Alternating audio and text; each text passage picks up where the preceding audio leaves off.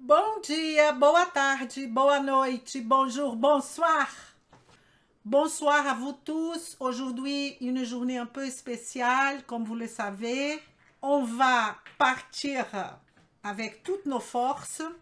Je vais parler effectivement de pourquoi la nutrition fonctionnelle. Pour qui la nutrition fonctionnelle? Je vais vraiment essayer de vous montrer de A à Z pourquoi et pour qui cette merveille qui s'appelle nutrition fonctionnelle. Je vais expliquer ça pour les esprits curieux, n'est-ce pas? Qui veulent savoir qu'est-ce que c'est cette stratégie qui s'appelle nutrition fonctionnelle, qui vient en fait de la médecine fonctionnelle. Et je vais aussi vous montrer pourquoi j'ai, Elisa, personnellement, je ne reviendrai jamais à une autre stratégie ou à une autre approche.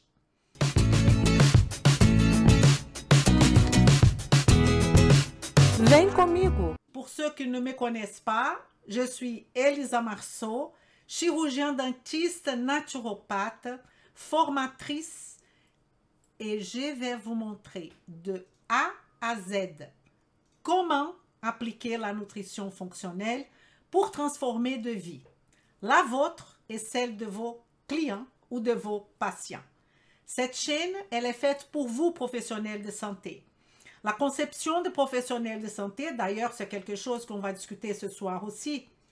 Qu'est-ce que ça veut dire, professionnel de santé? Il faut avoir un diplôme, il faut avoir un certificat, ou c'est plutôt certificat ou diplôme, mais une personne qui a comme mission travailler avec d'autres personnes en tant que améliorer la santé de l'autre. Pour moi, c'est ça la conception de professionnel de santé. Évidemment qu'il faut des diplômes, évidemment qu'il faut des certificats. Mais le principal, c'est l'intention avec connaissance scientifique. Mais on va parler de tout ça. Je voudrais commencer pour vous présenter un petit peu, et c'est vraiment un petit peu, mon histoire, pourquoi je suis là. Il y a ceux qui connaissent, mais à chaque fois, j'essaye de rajouter un nouveau petit morceau dans les puzzles qui c'est ma vie, qui c'est nos vies. N'est-ce pas? Nos vies, c'est un puzzle des événements qui vont former et qui vont constituer cette personne psychique et cette personne physique qui est Elisa. Donc, je vais vous raconter un petit peu mon histoire d'une façon un peu différente. Parce que, en fait, mon histoire, en France, elle commence en 2002 et elle est constituée professionnellement et même d'une façon pas que professionnelle, personnelle, de 4 noms. Le premier nom, c'est le nom que j'ai eu quand je suis arrivée en tant que dentiste. Donc, comme je vous ai dit, mon premier nom, c'était le nom à ma profession. En tant que chirurgien dentiste, la France m'a dit, vous pouvez, si vous voulez, faire toutes les formations qui concernent le dentiste, comme DU, etc. Ça, c'est ma carte de dentiste. Au Brésil, elle fonctionne comme une carte d'identité. Je peux même avoir la possibilité, en tant que carte d'identité, on ne présente pas la carte d'identité brésilienne normale. On présente l'identité comme chirurgien dentiste qui sert comme carte d'identité. C'est là ou c'est là. Mais bon, en France, ça vaut absolument rien, dans le sens que je ne peux pas pratiquer en tant que chirurgien dentiste. Et vous imaginez le mal que ça m'a fait de ne pas être reconnu en tant que professionnel en sachant que j'avais 20 ans d'expérience. Mais bon, j'ai décidé alors de passer à un autre moment, de chercher et de faire de l'ostéopathie. Très bien, j'ai commencé à étudier l'ostéopathie au XOF à Toulouse, pour ceux qui connaissent, en tant que formation continue. C'était une formation de 5 ans. À ce moment-là, j'avais à peu près 40 ans, 42 ans. Ne me demande pas trop les âges parce que je peux mélanger le pinceau et pas dire la vérité exacte. Mais j'ai commencé l'ostéopathie, 5 ans de formation. Quand j'étais à la 2e année, j'ai trouvé que c'était trop long, quoi. Donc, j'ai cherché à Vichy, j'ai cherché ailleurs. Et qu'est-ce que j'ai eu comme réponse? Un autre nom. Non, Elisa, vous ne pouvez pas faire la formation continue en tant qu'ostéopathe. Bon, c'est pas grave. J'ai décidé alors de faire de la naturopathie. Et là, vous allez me dire, bah oui, là, vous pouvez le faire. Tout à fait. J'avais déjà une formation en naturopathie au Brésil. Mais vous savez, je voudrais connaître plutôt les habitudes alimentaires, les habitudes de la France pour faire la naturopathie, les plantes qui étaient différentes, la phytothérapie. Mais qu'est-ce qui se passe? J'ai eu mon diplôme de naturopathe, évidemment, et je constate au fur et à mesure de cette formation que les naturopathes en France sont considérés presque comme des marginaux, comme une personne qui n'est pas du tout dans le cadre de professionnels de santé, qui n'est pas respectée. Donc, ça, c'était mon 3e nom. Et que pour ajouter un autre nom que peut-être vous ne savez pas, j'ai aussi essayé d'être professeur vacataire de SVT auprès de l'académie en France et j'étais refusée. Vous savez que j'ai des années de biochimie. J'ai étudié la biologie à fond, ça pendant tous les ans que j'étais au Brésil, parce que je suis une passionnée de la biochimie. J'ai montré mes diplômes, mais ça a été aussi refusé. Et là, qu'est-ce qui va se passer à ce moment-là? C'est fort simple. Je me sentais à ce moment-là, ça c'était à peu près en 2000, pour pas vous mentir, 2013-14 par là, que j'ai fini la naturopathie et que j'avais tout fini. Et je me sentais totalement nulle. Je me sentais plus que rien. Je vous dis franchement la vérité. J'ai travaillé dans tout ce que vous pouvez imaginer. J'ai travaillé de nuit, j'ai travaillé dans le 3-8, dans les usines. Il n'y a pas de problème de travailler dans les usines. Mais une personne qui a eu des années d'études, travailler dans l'usine parce qu'elle ne peut pas faire son métier, c'est compliqué. Mais ce n'est pas que ça qui me dégoûtait dans tout ça. C'est que j'étais hyper déçue avec ma formation en naturopathe. J'ai vu que cette formation était beaucoup centrée sur vous avez le problème sinusite, vous donnez la plante A. Vous avez un problème d'intestin, vous donnez la plante B. Ou sinon, vous donnez de granium. Beaucoup de laboratoires, beaucoup de faites ça, ne faites pas ça, en sachant que le discours holistique, le discours de santé globale était toujours présent. Mais je n'ai pas constaté ça dans la réalité. La base fondamentale, la biologie, la biochimie, elle n'était pas présente du tout, très peu, très peu. Et que pour vous dire que pendant tout ça, j'ai aussi me dit, Elisa, ne panique pas, il y a quand même, vous pouvez devenir diététicienne. Donc, je suis partie pour être diététicienne. J'ai fait 2 ans, j'ai fait 8 mois de différents stages, en sachant que 6 mois, je passais à l'hôpital de Cahors. Et là, qu'est-ce que je constate? Je constate que la connaissance de la naturopathie et la connaissance de la diététicienne n'est pas du tout ce que je m'attendais. J'étais extrêmement frustrée. Et donc, comme une lionne, parce que je suis lion, du Lion, juillet, je suis née en juillet, j'ai commencé à chercher quelque chose qui allait me conforter dans ma démarche en tant que naturopathe parce que je n'étais plus dentiste. Et c'est à ce moment-là que j'ai trouvé la médecine fonctionnelle. Et il y a une partie de chance parce que j'étais mariée à quelqu'un qui pouvait payer mes études et qui a financé mes études aux États-Unis pour faire la médecine fonctionnelle. Et tout ce nom que j'ai eu m'a rendu quand même plus forte dans le sens de vouloir effectivement faire quelque chose. Mais je me sentais, comme je vous ai dit, extrêmement fragilisée. Mes difficultés, mes manques de satisfaction vis-à-vis de comment intégrer la biochimie que je connaissais avec mes patients et proposer des solutions et pas régler de petits bobos.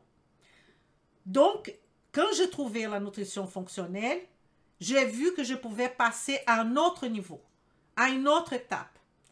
Et cette connaissance de la médecine fonctionnelle m'a permis de voir que je pouvais retrouver la biochimie que je connaissais et utiliser cette biochimie d'une façon complètement spécifique, spécialisée. Et à ce moment-là, si vous regardez, si vous êtes sur YouTube, vous allez remarquer qu'il s'est écrit 2014, mon premier, si vous regardez à partir de quand que j'ai la chaîne sur YouTube, c'est à partir de 2014 que j'ai commencé à faire des vidéos de tout ce que j'avais comme connaissance sans un objectif clair. Je n'avais pas un objectif de faire ce que j'ai fait aujourd'hui. Mais à la force de chercher et de chercher et de chercher, j'ai commencé à mettre ça sur YouTube.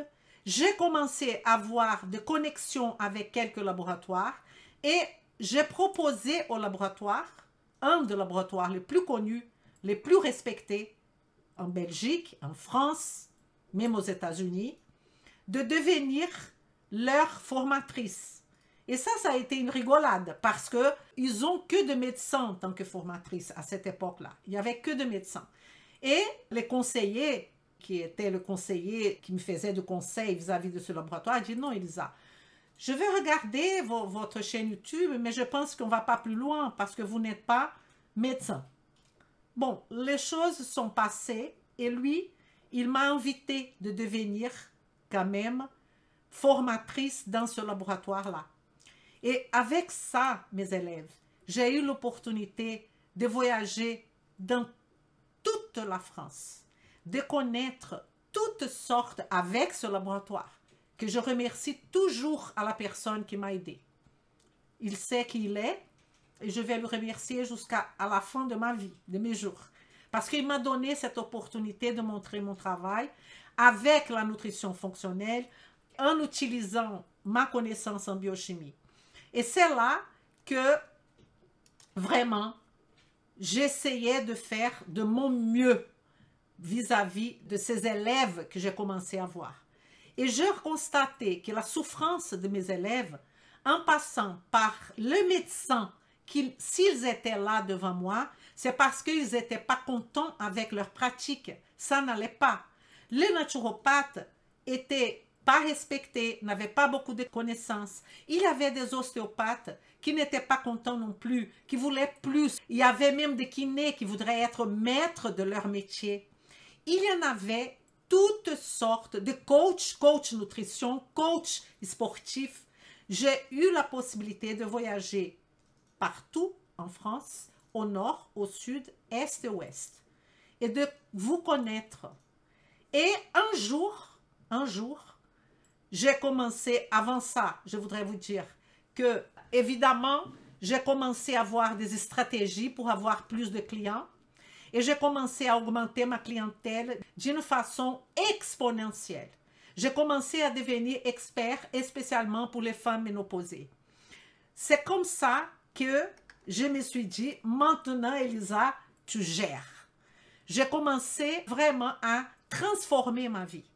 Transformer non seulement sur le point de vue financier, de finances, parce qu'en tant que naturopathe, c'était une catastrophe, je ne vais pas vous mentir, mais aussi en tant que connaissance appliquée. J'ai commencé à appliquer ma connaissance, à mettre en sens, à savoir travailler, à savoir faire de liaison entre la connaissance que j'avais et les tableaux cliniques qui étaient devant moi.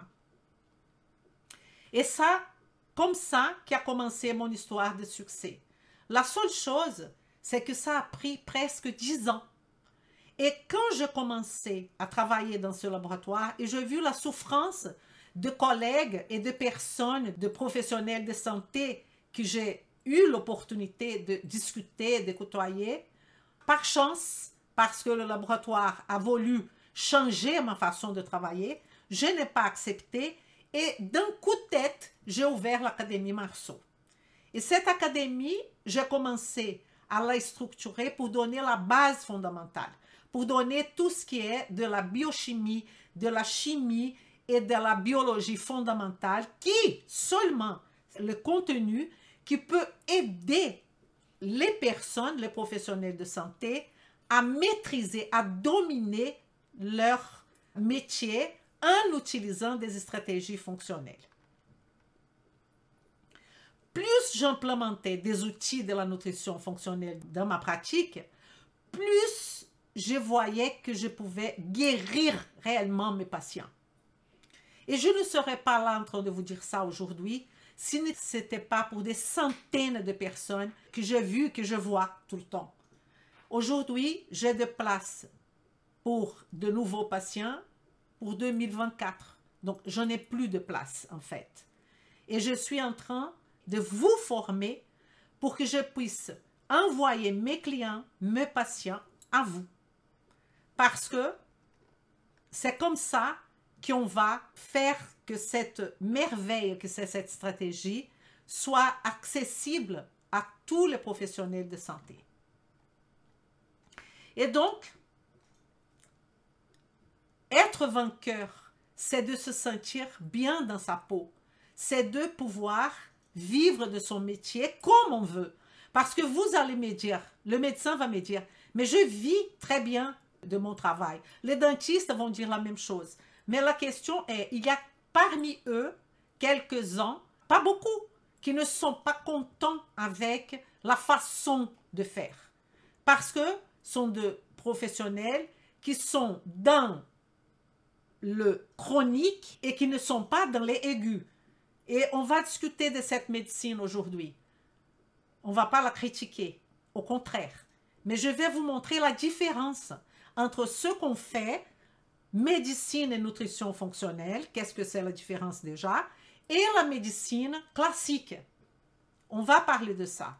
Et ce que je voudrais, c'est tout simplement, si vous voulez élargir vos horizons, si vous voulez changer votre façon de faire, si vous voulez des résultats extrêmement remarquables en tant que professionnel de santé diamant, je vous invite à venir faire partie de ce voyage qui aujourd'hui, on aura comme objectif de cette soirée ces objectifs-là, si vous êtes vraiment intéressé. Allons-y aux objectifs de ce soir. Montrer ce qui rend l'approche fonctionnelle unique, parce que c'est vraiment unique, vous allez voir. Identifier quelques outils d'évaluation pour vous en nutrition fonctionnelle. Je vais vous montrer quelques exemples. On va utiliser cette stratégie de la nutrition fonctionnelle pour vous montrer comment on prend des décisions cliniques. On va aussi dire pourquoi choisir la formation RT2 que j'ai créée, que ça veut dire roue de la transformation. C'est une formation en nutrition fonctionnelle pour ceux qui veulent changer leur façon de travailler, leur façon de vivre professionnellement et même personnellement, et qui veulent changer aussi l'autre. Et je dis ça avec beaucoup d'humilité, mais c'est la vérité. Alors, si on parle un petit peu de cette médecine d'aujourd'hui, cette médecine d'aujourd'hui, la médecine moderne, elle a écrit son livre. Elle a un livre, un bouquin de protocoles pour les soins aigus qui donne une capacité aux médecins qui traitent l'aigu, une capacité extraordinaire. Je voudrais rendre hommage aux professionnels de santé, médecins, infirmières, n'importe, tous qui travaillent, qui s'occupent des cas aigus. Si moi, Elisa, j'ai une douleur aiguë, si j'ai un accident, si je casse mon bras, si j'ai une douleur absurde quelque part, amenez-moi à un médecin classique. Évidemment. Vous savez que une des plus grandes réalisations de l'humanité est le soin clinique aigu. Ils ont avancé à pas énormes. Et je n'ai pas besoin de vous dire ça. Ce que je voudrais vous dire, c'est que ce soin aigu, il concerne la gestion des crises. Il doit être expéditif, vite, efficace. Et il est. Et il est. Au moins en France. Attention. Stabiliser le patient, c'est ça l'objectif du soin aigu. Et verrouiller la physiologie pour le maintien de la vie, de l'homéostasie. Un exemple, un infarctus du myocarde, une crise d'asthme. On va où? On va tout de suite dans les soins aigus. Et il y a une personne, une merveille de personne qui est le médecin, qui va régler immédiatement ce problème-là. Il y a toute une équipe qui va penser à nous si on a un infarctus du myocarde. Le problème n'est pas là. Ça, ils savent faire. Ça, ils sont des experts. Et il faut leur dire, vous êtes top. Ils savent faire des diagnostics parce qu'ils ont tout un protocole qu'il faut évidemment suivre. En revanche, cette médecine d'aujourd'hui, qu'est-ce qui se passe-t-il lorsque vous essayez d'utiliser le modèle de soins aigus pour des problèmes de nature chronique? C'est ça la question d'aujourd'hui. Pas d'aujourd'hui, aujourd'hui. La question du moment. La question de ce siècle. Pourquoi j'ai dit ça? Parce que, pour moi, cette photo, elle dit tout. Votre protocole médecin aigu, votre façon de faire, elle est tout simplement un rectangle qui veut rentrer dans un trou rond. Ça ne rentre pas, il me semble. Pourquoi, Elisa, ça ne rentre pas? Parce que les soins aigus vont avoir des retentissements. Qu'est-ce que ça veut dire? La personne va, le professionnel, se précipiter au diagnostic. Il a une envie absolument de mettre une étiquette, de nommer la maladie. Il faut donner un nom à ce que la personne a. Je parle du chronique là maintenant. Est-ce qu'il a un diabète? Est-ce qu'il a ça? Est-ce qu'il a une maladie auto-immune? Et immédiatement, on commence à traiter cette étiquette, cette maladie. Il va aussi, ce professionnel de l'aigu, quand il va traiter le chronique, il va se précipiter vers la pharmacologie. Parfois, de multiples médicaments vont se mettre en place. Un du cardiologue, un du médecin généraliste, ou deux ou trois, un de je ne sais pas qui, et ça va s'accumuler, tous ces multiples médicaments. Parfois, il y a aussi une précipitation tout de suite à la chirurgie. Je vois dans mon cabinet de clients, de patients qui viennent avec thyroïdectomie, chirurgie bariatrique, cholécystectomie, tous les colectémies possibles et imaginables, qui parfois on demande « Pourquoi vous avez fait ça ?» Le patient répond « Je ne sais pas, ils m'ont dit qu'il fallait enlever. » Même exodontie, extraction dentaire, la personne elle ne sait pas pourquoi, les amygdales, ils m'ont enlevé. Est-ce que je vous dis de bêtises? Est-ce que je suis en train de vous convaincre de quoi que ce soit? Ce n'est pas mon but. Ça, c'est un constat. On va voir aussi traitement de chiffres. Qu'est-ce que le médecin de l'aigu fait? Il va faire un bilan sanguin. Et là, votre LDL est très haut. Donc, qu'est-ce qu'il va traiter? Il ne traite pas la personne, il traite le LDL. Il traite l'hémoglobine, il traite les altérations biologiques, qui c'est qu'on appelle médiateur, l'expression de quelque chose qui ne va pas. Mais ça ne sert pas à grand-chose de traiter le LDL. Pourquoi? Qu'est-ce qui se passe avec cette personne en tant que personne? Et donc, je vois beaucoup dans mon cabinet, les gens qui viennent et disent, je suis là parce que le médecin il m'a dit que j'ai beaucoup de cholestérol. Mais vous n'êtes pas un cholestérol. Cholestérol est un stress oxydatif peut-être. Cholestérol est dû à une inflammation peut-être. Le cholestérol en soi-même n'a aucune importance. Le cholestérol, on produit, nous, endogènes. Donc, je continue dans ma démarche du aigu contre les chroniques. Pourquoi les rectangles ne rentrent pas dans le trou? Vous, nous, et là je dis même nous, on coupe les patients en segments. Il y a le généraliste qui va quand même couper, parce que si le généraliste pense que la personne a un problème de thyroïde, il pense qu'à la thyroïde. Maximum, qu'est-ce qu'il va faire? Quand ça dépasse son niveau de connaissance ou son domaine, il va envoyer un endocrinologue qui, lui, va couper la personne. L'autre, le cardiologue, coupe la personne, il voit que le cœur, le poumon. L'autre, le pneumologue, que le poumon. L'autre, que l'intestin. Et comme ça, on coupe la personne en plusieurs. Et chacun en train de donner un médicament. La question est que ce monsieur, cette dame, cet enfant, cet adolescent, ils ont un problème que la cause n'est pas l'expression. N'est pas l'expression. Ça veut dire que ce patient, il n'est pas vu dans son intégralité. Et là, la naturopathe, elle qui est là, va me dire, ah moi non, je vois tout en intégralité. Mais naturopathe, attention, parce que voir intégralité, c'est pas que poser des questions du pied à la tête. C'est comment vous allez mettre ça en pratique. Comment vous allez faire le lien biochimique.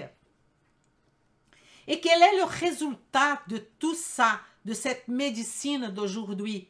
Que je vais être fatiguée de parler et que je parlerai tant que je la vois, tant que je forme de professionnels. Je suis là pour vous amener à venir avec moi et faire partie de ce groupe qui ne va pas crier dans le sens de se mettre à tort en train de discuter, de critiquer les professionnels de santé comme les médecins. Ils sont des êtres humains comme nous. Ils ont été formatés pour l'aigu. Ils ont été formatés pour l'aigu. Et il y a pas mal dans l'Académie Marceau, dans la RT2, j'ai des médecins. Ah, Elisa, il y a beaucoup, non, mais il y en a. Il y en a.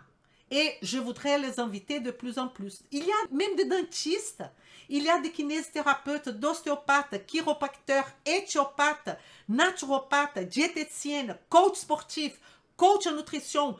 Il y en a pour tout le monde. Il y a, je ne veux pas oublier tous ceux qui sont là, vous m'excusez, il y a des professeurs de yoga. Ok? Vous êtes tous invités. Quel est le résultat? Les résultats de cette pratique médicale. En tant que je suis un professionnel de l'aigu, mais j'ai une vision de l'aigu pour traiter le chronique. Et même les naturopathes et les diététiciennes qui vont aussi couper parce qu'elles regardent que l'alimentation. Elles ne regardent pas la micronutrition, malgré dans leur formation, il y a un peu de biochimie, mais une biochimie complètement théorique et pas une biochimie appliquée, applicable. Disons la vérité. Ostéopathie, je fais 2 ans. Il n'y a pas d'alimentation, il n'y a pas de nutrition. Il y a une concentration, une vision holistique, pourquoi pas? Ils sont plus sensibles, mais il n'y a pas un travail comme ce que je suis en train de vous proposer. Donc, peu d'attention est accordée à l'histoire du patient, au-delà de la plante principale et de l'histoire de la maladie actuelle. Vous savez que c'est comme ça. Il y a même ceux qui vont chez le médecin et qui ont un problème, et quand ils commencent à raconter leur histoire, le médecin dit « Ah non, non, on traite aujourd'hui votre diabète, le reste on verra après. » Je mens. Est-ce que ça n'arrive pas? Toute l'histoire du patient n'est pas comprise, n'est pas même écoutée. Et quand le naturopathe et d'autres professionnels écoutent l'histoire, ils se sont perdus. Je commence par où? Je fais quoi avec toute cette histoire? Parfois, ils posent trop de questions, parfois pas suffisamment de questions. Tout ça, on va travailler dans la RT2. Vous voyez? Alors, les symptômes, les signes chaque plante dans ce système-là, ça c'est le résultat, devient un problème discret, traité isolement, comme si chaque silo, c'est un symptôme. Je traite celui-là, je traite la sinusite, je traite après la dépression, après je vais traiter la thyroïde, après je vais donner une plante pour l'intestin, ou je traite que l'intestin, je ne sais pas. Mais tout est complètement déconnecté. Et qu'est-ce que c'est cette maladie chronique? Cette maladie chronique représente 80 à 100% de ce que nous voyons dans la pratique médicale du cabinet du médecin traitant et dans la pratique nutritionnelle. 80 à 100%. Parce que, évidemment, tout ce qui est aigu, les gens vont à l'hôpital, n'est-ce pas? Normalement. La nature de la maladie chronique, elle est multifactorielle. Il n'y a pas une raison. Il n'y a pas une cause. Et parfois, vous dites-moi, Elisa, comment vous traitez la fibromyalgie? Je ne sais pas. Parce que la fibromyalgie, elle est multifactorielle. Et n'importe quelle étiquette que vous pouvez mettre sur votre client ou votre patient, la maladie est multifactorielle. De sorte que l'intervention que vous allez faire doit être multidimensionnelle. Et c'est là qu'est compliqué. Et c'est là que vous avez besoin de la RT2. Vous comprenez ça? Alors, ancienne approche, une molécule pour une fonction, pour une maladie. Ça, cette ancienne approche, c'est peut-être pour la médecine de l'aigu, cela peut fonctionner. Mais pour la médecine du chronique, pour les errances chroniques, ça ne fonctionne pas. On a aujourd'hui la nouvelle approche. Molécules multiples, fonctions multiples, orchestre de la santé. Orchestre de la santé. Une approche qu'on appelle Systems Biology Approach. Biologie des systèmes fondée sur la connaissance scientifique. Biologie des systèmes. Pourquoi, Elisa, biologie des systèmes? Parce que nous avons besoin d'un nouveau système d'opération. Parce que les maladies chroniques sont liées, madame, monsieur, mes élèves et les patients, sont liées à votre alimentation, à votre mode de vie. Et tout ça contrôlé par l'environnement et l'influence génétique. Vous comprenez? Il n'y a pas un modèle alimentaire. Combien de personnes nous sommes dans cette planète? Il va falloir faire des compositions. Il va falloir connaître votre client ou votre patient. Il va falloir s'investir de deux côtés, côté patient et côté professionnel de santé. On a besoin de professionnels qui comprennent que la maladie chronique ne sera pas dominée ni par la chirurgie, ni par les médicaments seuls. La maladie chronique peut être conquise, dominée, si on sait comment fonctionne le corps humain, sa biochimie individualisée. Un traitement centré sur qui? Sur Marie-Josée. Centré, elle est l'élément principal. Ce n'est pas un organe, ce n'est pas une personne quelconque, c'est Marie-Josée. Donc, basé sur des preuves scientifiques, on va attaquer aux causes profondes. Est-ce que vous voyez la transformation qu'on peut entamer avec Marie-Josée? Et en faisant ça, on va aboutir à notre propre transformation psychique, financière et tout ce que vous voulez. C'est ça qui m'est arrivé. Et c'est pour ça que je suis là. Voilà, je vous ai expliqué la lutte du pourquoi travailler avec les nœuds. Et dans un nœud, il y a plusieurs systèmes. Cette stratégie qui s'appelle médecine fonctionnelle, que la nutrition fonctionnelle est dedans, elle a été créée par un cerveau. Ce cerveau s'appelle Dr. Jeffrey Bland, IFM, Institute of Functional Medicine, qui existe, que la formation va nous coûter à peu près 30 000 $. Et ça, avec toute mon expérience clinique, je voudrais vous apporter. La médecine fonctionnelle est pour le médecin. La nutrition fonctionnelle est pour tous les professionnels de santé. Donc, il y a un gap entre le patient nutrition fonctionnelle, ici, elle a besoin de médicaments, parce que ça peut arriver. On a le médecin. Elle peut venir déjà avec un diagnostic. Je ne veux pas faire des diagnostics. Ce n'est pas notre travail. Heureusement, on a de professionnels médecins qui font ça. Quelques-uns avec énormément de compétences, quelques-uns avec pas autant de compétences, comme dans toutes les professions dans le monde, n'est-ce pas? Et Jeffrey Bland, le terme médecine fonctionnelle a été inventé en 1993 par Dr. Jeffrey Bland pour décrire la médecine à ce moment-là du futur. Nous sommes en 2023. C'est plus la médecine du futur, c'est la médecine d'aujourd'hui, n'est-ce pas? Pour quelques-uns. Il y en a d'autres que je ne sais pas pourquoi se met complètement aveugle par rapport à ce que je suis en train de vous dire. Est-ce que je comprends? Je peux comprendre.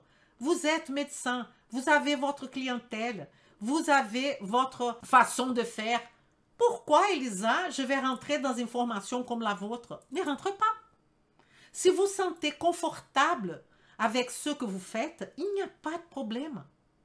Je suis là pour vous montrer comment appliquer la nutrition fonctionnelle de A à Z pour transformer des vies qui ne se sentent pas confortables. C'est tout. Et pour transformer la vie de votre client, de votre patient. Mais si vous trouvez que vous transformez de vie, que votre travail est parfait, qu'il n'y a rien à critiquer, peut-être vous êtes un chirurgien, et tant mieux. Je ne sais pas. Chacun a ses objectifs, chacun sa mission, chacun son propos, et je respecte. Je ne suis pas là pour vous critiquer, je suis là pour vous proposer. Si vous dites, c'est pas pour moi, tout va bien, et il n'y a pas de problème. Donc, c'est une stratégie, cette nutrition fonctionnelle, qui va faire la différence entre la médecine par rapport au diagnostic, pas diagnostic nutritionnel, mais au diagnostic pathologique que le médecin nutritionnel peut faire, et par rapport à prescription médicamenteuse. Le reste, on peut faire. Et c'est énorme ce qu'on peut faire. Je vais vous montrer à la fin de cette explication. Alors, c'est une stratégie qui embrasse des principes fondamentaux. Et ces principes fondamentaux, ils vont servir à la nutrition fonctionnelle aussi. Alors, parlons de ces 5 principes de la nutrition fonctionnelle. Principe numéro 1, c'est la question de l'individualité biochimique. Vous ne pouvez pas travailler l'individualité biochimique, reconnaître cette individualité de chaque être humain, si vous ne connaissez pas la biochimie. Ça, c'est clair. Parce que c'est sur la base de ce concept que vous pouvez, par exemple, faire une analyse des examens génétiques, qui est par la salive, par exemple. Ce n'est pas un examen sanguin. Okay? C'est par ce biais-là que vous allez comprendre la méthylation du patient, l'inflammation du patient. Il faut de la biochimie. Sinon, vous ne pouvez pas travailler cette individualité biochimique. Après, deuxième principe, traitement centré sur Marie-Josée, sur le patient et non sur l'étiquette, sur la maladie du patient. On va traiter le patient et non le cholestérol du patient. On va traiter le patient et non le cancer du patient et non la glycémie. Qui va traiter le cancer du patient? Le médecin classique. Le médecin classique. Qui va traiter l'hypothyroïdie déclarée du patient? Le médecin classique. Vous n'allez pas traiter, vous allez vous occuper de la santé thyroïdienne. Le médecin va traiter la maladie. Vous allez traiter la santé thyroïdienne. Ça veut dire que si vous traitez la santé thyroïdienne, vous êtes obligé de connaître tous les examens. Qu'est-ce que ça veut dire hypothyroïdie, hyperthyroïdie, maladie d'Hashimoto et toutes les liaisons avec le corps, avec l'intestin, avec les hormones, avec la biotransformation, le foie, le rein. Vous comprenez? Troisième principe. Interrelation dans les réseaux des interconnexions métaboliques. Ça, c'est, on a les nœuds assimilation. Les nœuds assimilation, qu'est-ce qu'il y a là-dedans? Il y a la biologie des systèmes, l'intestin, le rein, les poumons. Comment je vais lier ça avec un autre nœud, une relation métabolique avec l'énergie? Énergie, on parle d'ATP. Si on parle d'ATP, on parle de quoi? On parle de métabolisme glucidique, on parle de métabolisme lipidique, on parle de métabolisme protéiné, on parle de glycolyse, on parle de néoglucogénèse, on parle de cétogénèse, on parle d'énergie, on parle de mitochondrie. Qu'est-ce qu'une mitochondrie a besoin? Où est-ce qu'on trouve cette mitochondrie? Comment on va traiter un pool mitochondrial? Quel est le rapport de cette mitochondrie avec l'activité physique? Quel est le rapport de cette énergie avec l'âge? Quel est le rapport de cette énergie avec cancer? Un autre principe, équilibre nutritionnel et biodisponibilité de nutriments. Parce que ce n'est pas que manger, il y a besoin d'une biodisponibilité. Il faut que la feuille verte que vous mangez, elle a dans la phytochimie des éléments bioactifs qui doivent passer la barrière intestinale. Est-ce que votre client a une perméabilité intestinale? Donc, vous donnez un régime, vous donnez une diète, tout ce que vous voulez, mais vous ne savez rien. Vous ne savez pas s'il a de l'hyperméabilité intestinale. Vous, coach sportif, vous êtes en train de donner des abdos ou je ne sais pas quoi à votre cliente parce qu'elle veut perdre du poids et elle ne perdra jamais. Vous savez pourquoi, coach? Parce qu'elle est en ménopause. Et si elle est en ménopause, tout son système hormonal est chamboulé. Son système intestinal est chamboulé. Son système thyroïdien peut être chamboulé. Et vous ne faites rien. Et vous ne savez rien de ça parce que vous donnez des exercices à faire. Et qu'est-ce qui va passer? Elle va partir, coach sportif.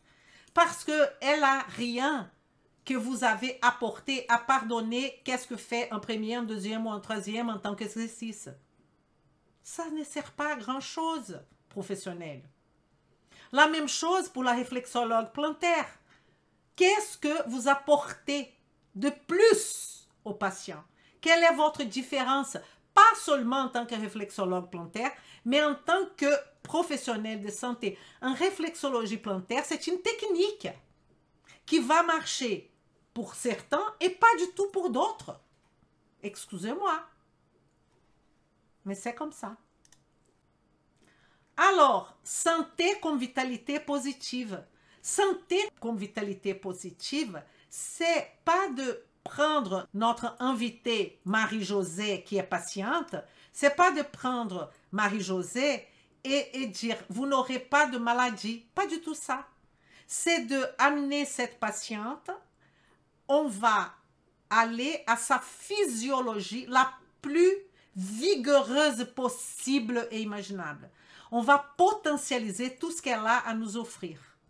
On va promouvoir la réserve de ses organes. Comme moyen, cette réserve d'organes est très importante. C'est de faire l'homéostasie des organes, le pancréas, l'intestin, le rein, le foie, d'améliorer la durée de vie des organes. Ça s'appelle réserve d'organes. Et pas améliorer tout simplement la durée de vie de Marie-Josée. Ça ne nous intéresse pas. On veut Marie-Josée avec une grande durée de vie, avec qualité. Et c'est ça la différence. La nutrition fonctionnelle est une stratégie fondée sur des preuves scientifiques. Ce n'est pas « je pense que »,« je crois que »,« quelqu'un m'a dit que »,« j'ai entendu parler ». Tout au long de la formation, vous aurez des articles scientifiques. Nutrition fonctionnelle, elle a évidemment sa vision intégrative. C'est de la médecine globalistique, si vous voulez, mais je déteste ce nom global, holistique, parce que je vois beaucoup de discours holistiques et global qui ne sont pas du tout, ils ne savent pas faire le lien. Et donc, il n'y a rien d'holistique là-dedans. Pourquoi j'ai dit oui à la vision intégrative? Qu'est-ce que je veux dire par là? Et intégrer, ça veut dire faire partie. Et donc, on dit oui à plusieurs domaines de santé, à plusieurs professionnels de santé. On va dire oui. Qu'est-ce qui rentre dans cette vision? L'alimentation, régime alimentaire, nutrition, micro et macronutrition, c'est le cœur de notre travail. Mais tout le monde a droit, tous les professionnels de santé, a droit d'utiliser l'aliment comme ressource pour travailler. Supplémentation, exercice physique, yoga, qigong et je ne sais pas quoi, tout on accepte pour intégrer. La méditation, l'acupuncture, la médecine traditionnelle chinoise, les médicaments, évidemment, les médicaments, les médecins fonctionnels, ils ont parfois besoin de médicaments.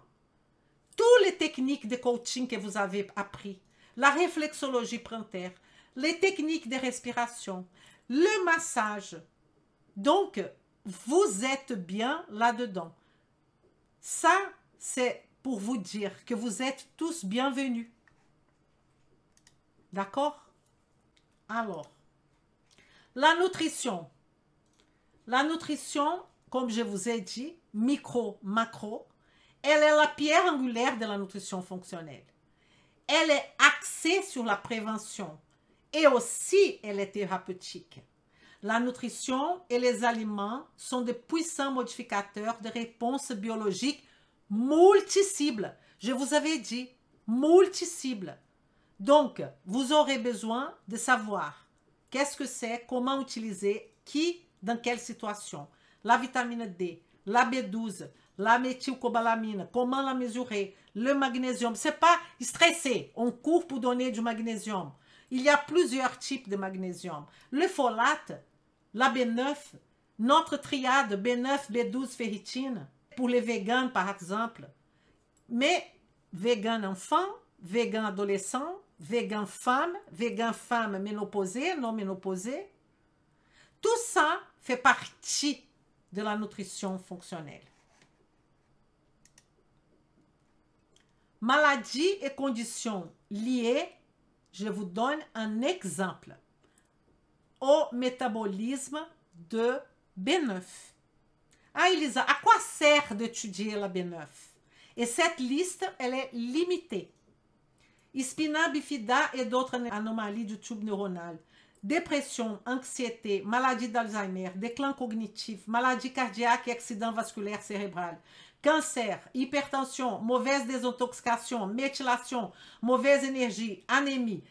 Et là que je voudrais vous parler. Vous allez étudier comme ça B12. La B12, elle fait ça. Ça ne sert à rien. Vous avez déjà étudié ça. Ce n'est pas ça que je vous propose. Je vous propose d'étudier les nœuds physiologiques. On va voir les déséquilibres et il y aura la B12 plusieurs fois. Ce n'est pas de faire une formation sur la B12, une formation sur la B9, une formation... Non, non. Il faut mettre tout ça dans un contexte clinique. Sinon, vous allez vous perdre. Je veux vous montrer ici l'essentiel de cette vision de la nutrition fonctionnelle.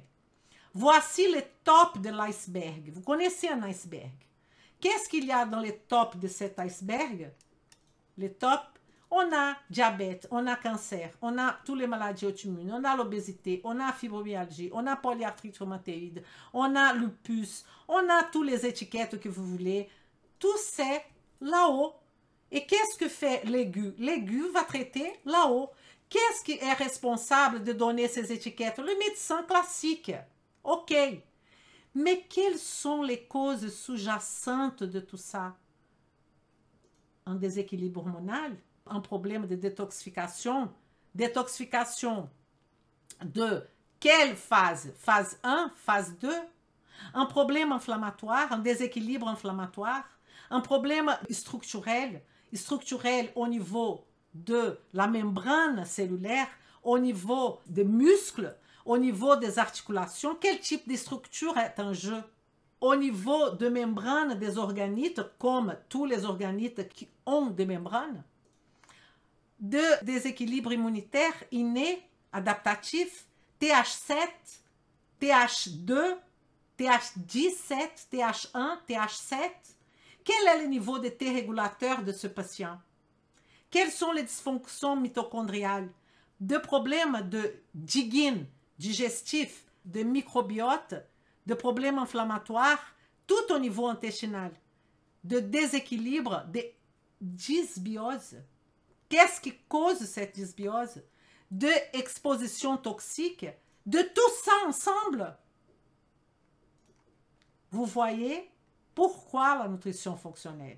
Vous voyez que c'est effectivement une approche personnalisée. Les processus qui vont expliquer ces étiquettes là-haut, c'est ce que je vous propose de connaître.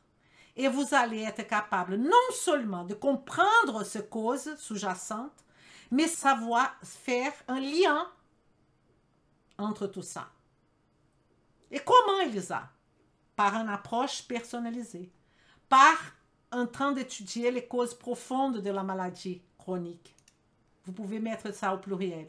En train de rétablir la réserve d'organes et la vitalité des organes. Équilibrer le domaine essentiel de la santé. Quels sont les domaines essentiels? Inflammation, méthylation, glycation. Vous connaissez tout ça? Si vous connaissez, vous savez appliquer, c'est parfait. Équilibrer le domaine, comment travailler? Quels sont ces domaines que je vous dis? Équilibrer le domaine essentiel. Je vous ai donné la biochimie. Mais comment je vais réfléchir, Elisa? Au travers des interconnexions métaboliques, au travers de la matrice de la nutrition fonctionnelle. On a l'assimilation, l'énergie. Je ne vais pas passer ma journée en train d'expliquer chaque nœud, parce que ce n'est pas le but de ces soirées. Mais c'est de vous montrer que chaque nœud est constitué de systèmes que vous connaissez, que vous avez étudiés dans votre vie. Mais on peut avoir le même système, un système assimilation. Le système respiratoire peut être dans l'assimilation, parce que comme on va assimiler, mais le système respiratoire, il peut aussi faire partie d'un autre système. Par exemple, intégrité structurelle. Donc, défense et réparation, c'est notre système immunitaire. Énergie, tout ce qui est mitochondrie, métabolisme énergétique, énergie. Si on parle de biotransformation, on parle du foie, mais on parle de rein aussi. On parle de la peau, tout ce qui est capable d'éliminer, pas que de transformer, mais d'éliminer. La peau, elle est capable. Le poumon, qui était dans l'assimilation, est aussi dans la biotransformation. Les transports, tout ce qui va avoir un effet de transport, nos artères, nos veines, et ce que vous oubliez beaucoup, la lymphe, le système lymphatique. La communication. Qu'est-ce que c'est communication? Comment notre corps communique? Au travers de neurotransmetteurs, système nerveux, central et autonome et entérique, et nos hormones, n'est-ce pas? et l'intégrité structurelle. Et donc, tout ça intégré avec la partie qu'on appelle MES, le mental, l'émotionnel et les spirituels du client ou du patient. Donc, on va travailler tout ça. Mais avant tout, il y a les modifiables. Le sommeil, l'activité physique, le mouvement, l'hydratation, l'alimentation, la nutrition, le stress. Tout ça paraît très simple. Mais ce n'est pas simple du tout. Donc, les interactions complexes qui vont s'établir, les points d'accès multiples et les effets divers. J'adore cette image de toile d'araignée. C'est la relation en mouvement, parce que c'est ça l'être humain, le corps humain, la partie psychique, la partie physiologique, c'est un mouvement tout le temps en train de construire et détruire, comme la toile d'araignée. Et ça, c'est une image que j'ai créée moi-même, cette toile d'araignée. La compréhension de ce voie génère une approche du traitement axée sur l'individu plutôt que sur la maladie. Et j'ai du mal à vous convaincre de ça. Tout le monde veut un traitement pour le cancer, un traitement pour je ne sais pas quoi. Nous, on est dans la santé. Un traitement, non, mais je m'occupe de votre santé. Santé thyroïdienne, santé intestinale, santé cardiaque. C'est le contraire. Et sur la restauration de la santé et de la fonction. C'est ça notre travail. Plutôt que sur la gestion des symptômes. J'ai une douleur au ventre, je m'occupe de ça. J'ai une douleur de migraine, je m'occupe de la migraine. Ce n'est pas du tout ça. C'est de prendre tout ça et mettre dans la matrice de la nutrition fonctionnelle. OK? Alors, une condition, je vais vous donner une condition. Obésité, elle peut nous amener à plusieurs déséquilibres. Donc, obésité, c'est le top de l'iceberg.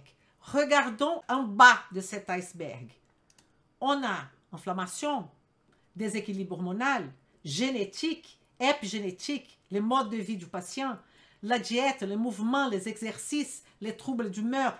Tout ça, c'est une condition, obésité, avec plusieurs déséquilibres. Mais on peut penser aussi à un déséquilibre avec de nombreuses conditions. Pensons à une inflammation. Inflammation de bas grade. Inflammation que le patient, parfois, il a des signes et symptômes que nous, professionnels, on sait qu'il a une inflammation chronique. Mais lui, il ne sait pas.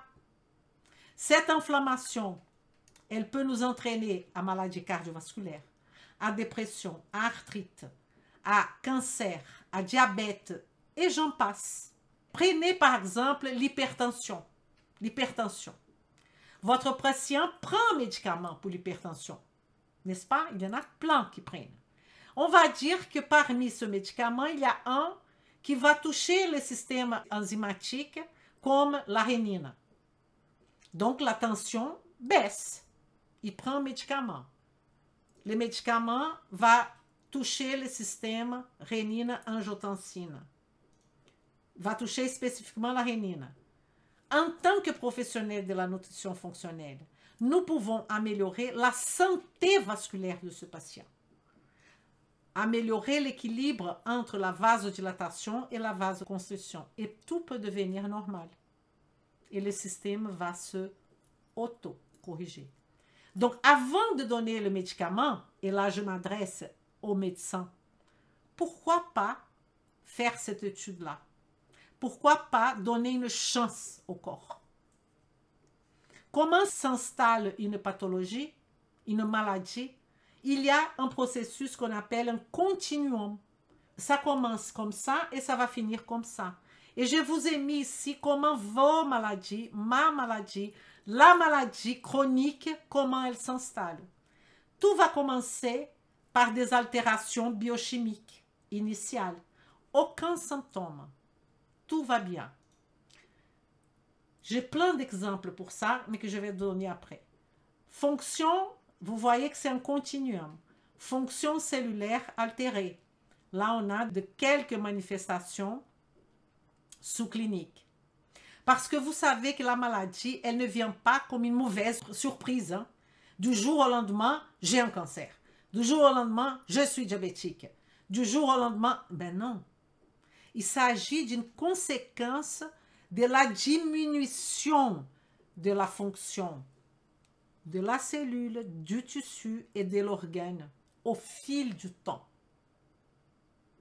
Et ça, c'est pour vous aider à comprendre cette continuum. Changement morphologique, changement de la fonction.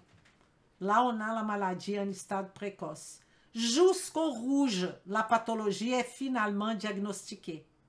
Là, on a les dommages tissulaires et la défaillance de l'organe. Quand j'ai dit altération là, fonction, manifestation sous-clinique, là, cette partie-là, là, je peux parler de, par exemple, une valeur de TSH hors optimale, fatigue, diminution de vitamine A. On peut parler d'une glycémie légèrement altérée. Là, on est là. La plupart des maladies chroniques qui s'améliorent manifestement avec le temps grâce à une intervention nutritionnelle appropriée commencent par des changements biochimiques. L'interprétation fonctionnelle des données de laboratoire permet une identification plus précoce des changements.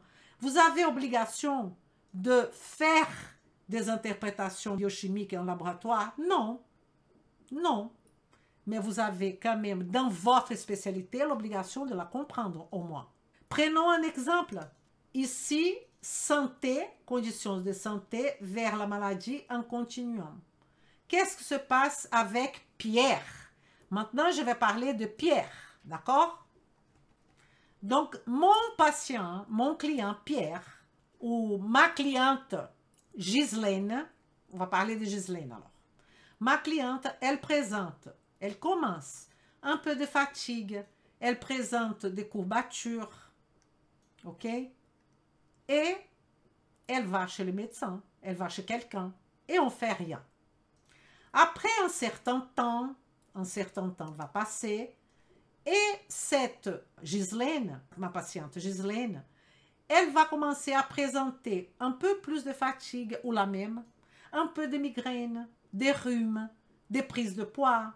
Elle va présenter parfois des ballonnements, un peu de diarrhée, un peu de constipation alternée. Sa glycémie est en passant par un médecin, on a observé qu'elle est à 1,1 g, mais bon, c'est pas grave. On ne fait pas grand-chose non plus.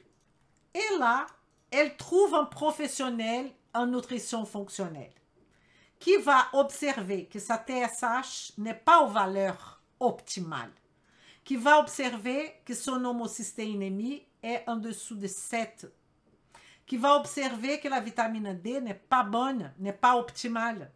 Elle est normale, mais pas optimale. Qui va observer que son HDL a baissé par rapport aux années précédentes, que la B9 n'est pas optimale, qu'elle a peu de ferritine, que sa SOD, qu'on peut mesurer, a augmenté, que la glutathione peroxydase a baissé. Donc, on a quoi? Une dysfonction des stress oxydatifs. SOD très haute, glutathione peroxydase très bas. On a un stress oxydatif net et clair. Ou la personne a vu, elle n'a pas fait aucun examen, mais elle est passée déjà par plusieurs médecins et vous remarquez que au niveau du foie, on va observer l'altération au niveau de marqueurs biologiques du foie qui sont optimales pour les médecins, mais qui montrent déjà la présence d'un stress oxydatif. Ça, je parle de bilan hépatique normal, courant du médecin. Et là, on va arriver, ce professionnel de santé fonctionnelle peut aussi prendre cette personne qui est à ce moment-là. Mais on peut penser à une hypothyroïdie frustre peut-être, à une fibromyalgie, à une maladie cardiovasculaire. Qu'est-ce qu'on va faire? On va la ramener à un professionnel si on a besoin. Parce que déjà, on va travailler tout ce qu'on peut travailler et voir si cette amélioration va venir. Et on n'a même pas besoin de la remettre aux yeux d'un médecin traitant. Ou peut-être oui. Alors la question, n'aurait-il pas être préférable de faire une intervention ici, au premier niveau, quand elle avait cette fatigue et courbature, de la mettre dans la matrice de la nutrition fonctionnelle, étudier tous les nœuds biologiques et intervenir à ce moment-là qu'il n'y avait pas de diagnostic de maladie, de rien du tout. Malheureusement, ce n'est pas ça qui se passe. Tout ça, vous allez voir dans la RT2, dans la formation de la nutrition fonctionnelle. Donc, il n'y a pas la conception de taille unique, de protocole. C'est out, c'est dehors pour tout ce qui est chronique. Nous allons vous montrer comment faire cela.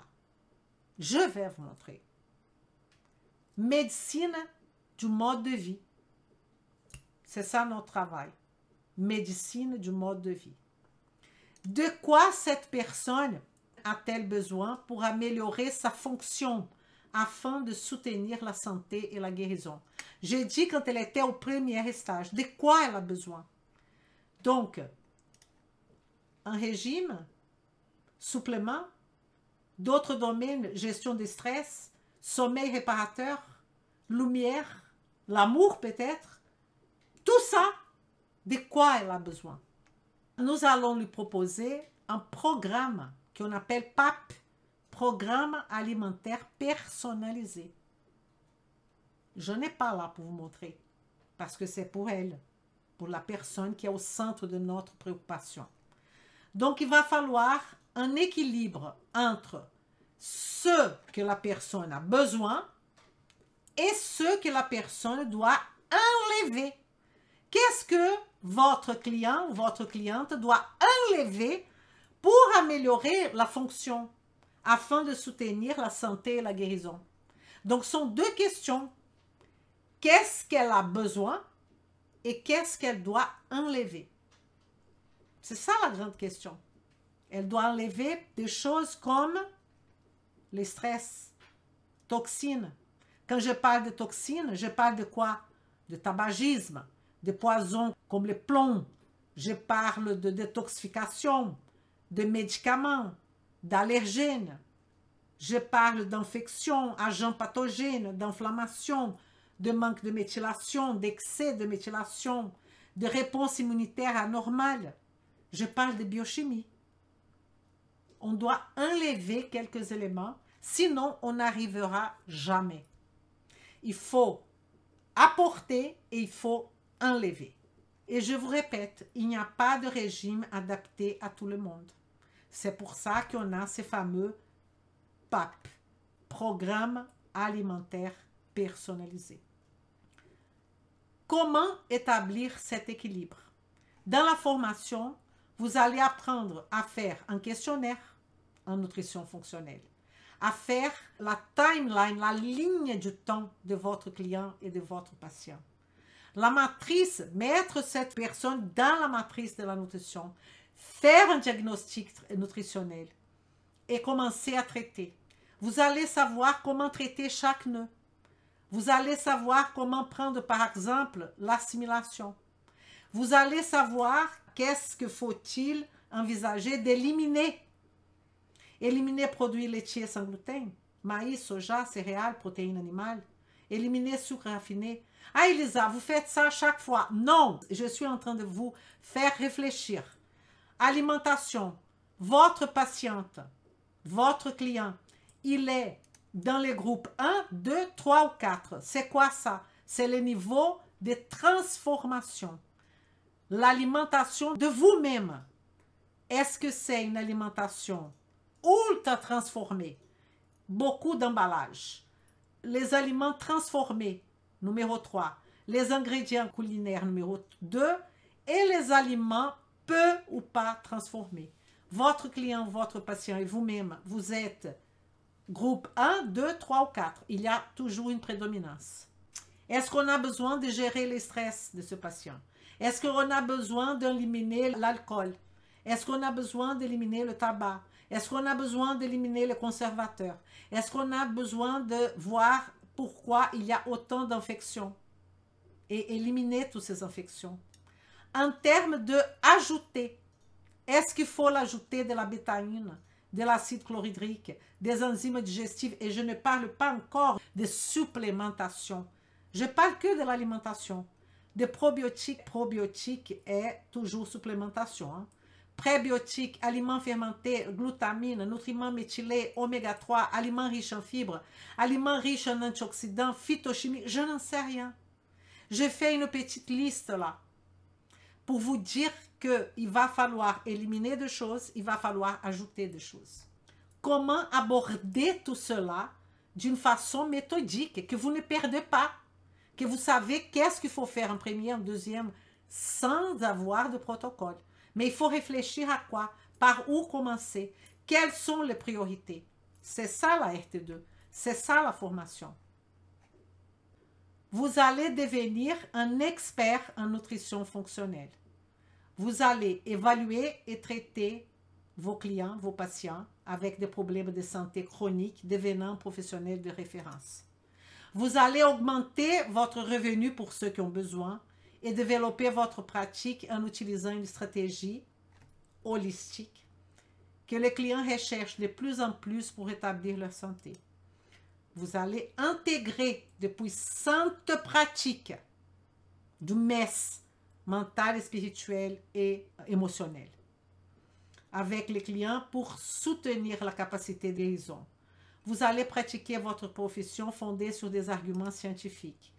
Vous reconnecter. Ça, c'est hyper important. Vous allez pouvoir vous reconnecter avec la raison pour laquelle vous avez commencé votre carrière en premier lieu. Votre passion pour aider les gens à vivre une vie plus saine et plus épanouie.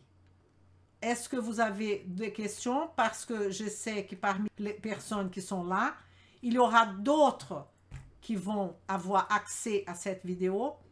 Et je suis évidemment à votre disposition. La seule chose qui me reste, c'est de vous remercier et de dire que mon rêve, c'est d'avoir de plus en plus de professionnels diamants, des professionnels qui savent qu'est-ce qu'ils font, des professionnels qui s'occupent des maladies chroniques, des professionnels qui sont vraiment des professionnels qui ont confiance en eux-mêmes et qui ont la possibilité de scaler, de gagner du pouvoir en tant que personne et d'avoir la possibilité d'accueillir de plus en plus de clients et de patients que je ne peux pas faire ça toute seule. OK? Est-ce que tout va bien pour vous? Je vous souhaite une excellente soirée. Je vous remercie. À bientôt. E vem comigo. Vem comigo.